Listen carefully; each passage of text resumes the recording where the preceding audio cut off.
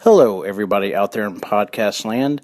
This is Keith with your DragonCon 2015 field update.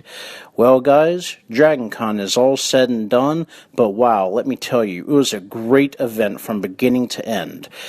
DragonCon, if you don't know, is a geek convention that takes place over Labor Day weekend. That's 4 days of fun-filled excitement. This year, the convention took place over September 4th, 5th, 6th, and 7th. However, events actually take place as early as Thursday, so really it has grown from being a 4-day con to a 5-day con.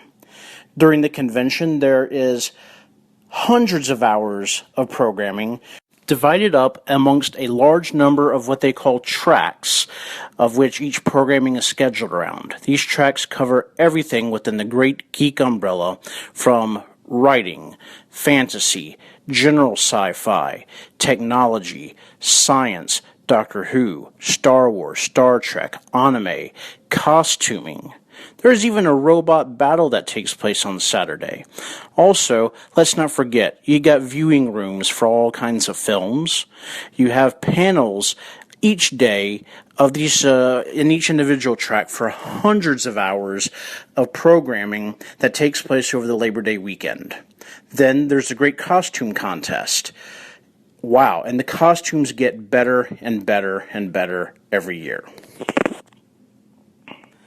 DragonCon itself is also a large and spread out convention, taking residence within 6 total buildings, 5 of them hotels: the Sheraton, the Hilton, the Marriott Marquis, the Hyatt Regency, the Westin Peachtree Plaza, and the America's Mart Building 2. America's Mart Building 2 is where you will find 2 floors of exhibit halls where you can fulfill all your shopping geek dreams in the very large and spacious dealer rooms. 2 floors! 2 floors of dealer's room! You could definitely drop a lot of cash in there.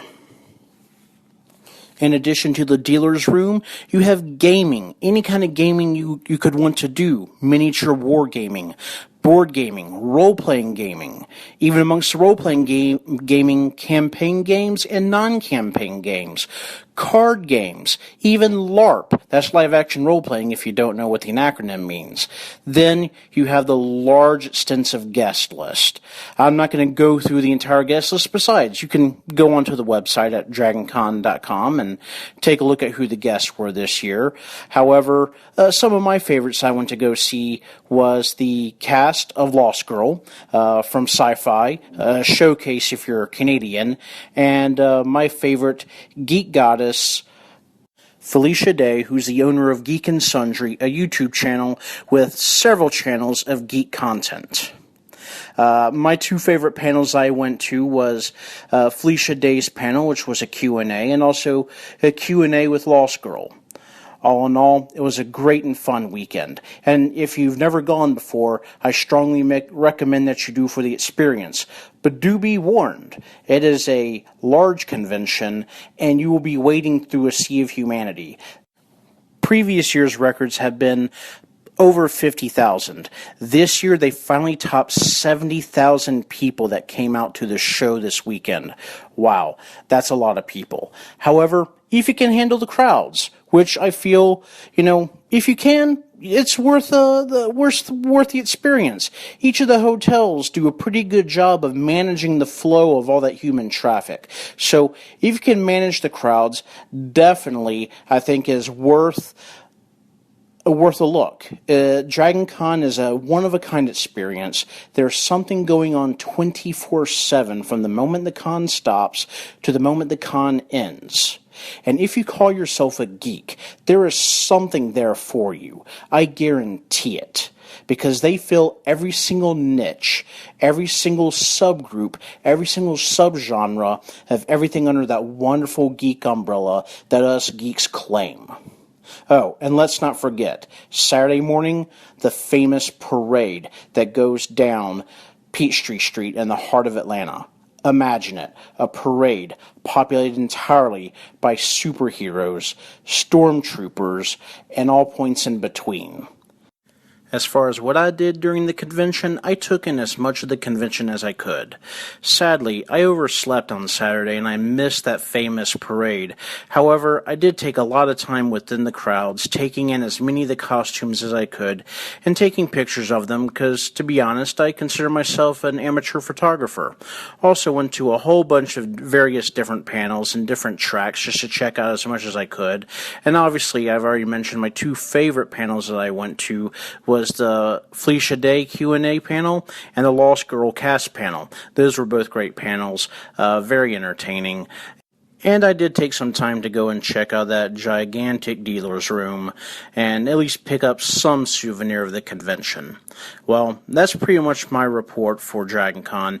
And folks, if you've never been, I strongly encourage you to go. It'll be again next year in 2016, once again over Labor Day weekend. I'm going to be there. I hope to see you there too. Wow. Thank you, Keith. We really appreciate that. Sounds like you had a great time. Everything was, excellent. And we look forward to checking in with another correspondent for AWA at the end of the month. Okay, well, the last section of our podcast, we're going to focus on some films, industry questions, and some specific news that are definitely going to affect how we look at next year's, well, really this year's and next year's production films, studio workups, and everything that they're going to be working on. So let's just jump right into it. New news. As of 2016, Steven Spielberg and Disney will be split. The director, Steven Spielberg, will be actually leaving after his organization, DreamWorks Studio. It was involved in Jurassic World and the Jurassic Park series. Will be leaving after 2016 when he finishes up with the BFG. That's the name of the book based on the Roald Dahl book, set to unspool on July 1st, 2016. It will be the last released under the Disney deal, which began in 2009. Situation is Spielberg's likely future home will be Universal Pictures, where he has maintained his offices even as DreamWorks distributed its film through Paramount and then Disney. He hands-on executive producer of the Universal's Jurassic World and is essential to the future dinosaur movies, which is already stated for June 2018, as well as such franchises as Jaws and Back to the Future. They declined any kind of comment in the actual media, but studio says it would welcome the chance.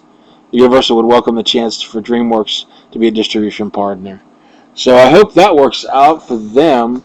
It's just showing that not everything can be part of the new trust-busting outlook that we would have with these monopolies on the entertainment industry. Next big news point is coming from James Bond, the next film, Spectre.